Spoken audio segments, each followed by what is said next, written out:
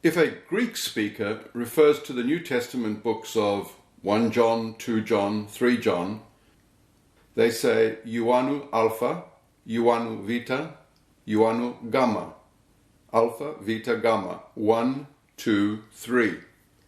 If a Hebrew speaker refers to, say, chapter 1, verse 8 in the Bible, they say Perek Aleph, Pasuk Chet. Aleph, the first letter of the Hebrew alphabet, has a numeric value of 1. Chet, 8.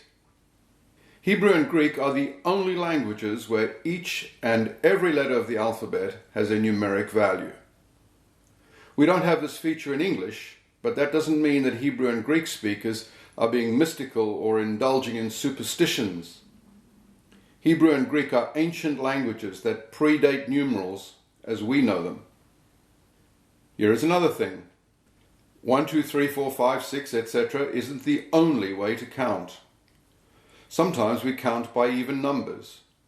2, 4, 6, 8, 10, 12, etc. or by, say, 5s, 5, 10, 15, 20, etc. That's easy. That feels natural to us. We're familiar with it. But people who work with numbers have other ways of counting, of identifying a progression of numbers. For example, prime numbers are numbers that cannot be divided. 2, 3, 5, 7, 11, 13, 17, 19, 23, etc. Whole numbers that cannot be reduced. The progression goes on and on. Just because we can't rattle off the list of prime numbers the way we say 10, 20, 30, 40, 50, etc., doesn't mean that it's an invalid way to count. Prime numbers are just as much a feature of our numeric system as, say, even numbers are or uneven numbers are. People who work with numbers would also say, for example, this is the third prime number, the third on the list, or this is the fifth prime number, etc.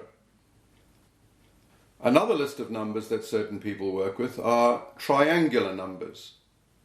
1, 3, 6, 10, 15, etc. The list goes on according to a set progression. Again, they'd say this is the second triangular number, or this is the fourth triangular number. If you've got these principles, let me show you something amazing. Something that shows that the Old Testament and the New Testament are locked together.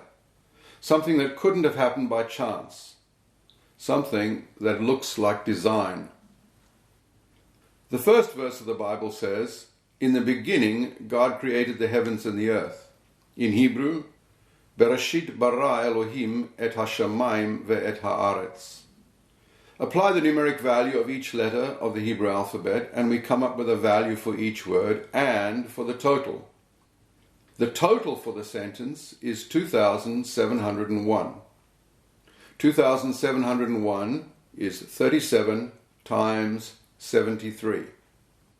37 is a prime number and 73 is a prime number.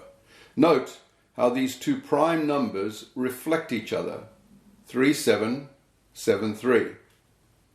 It also happens that 37 is the 12th prime number and 73 is the 21st prime number.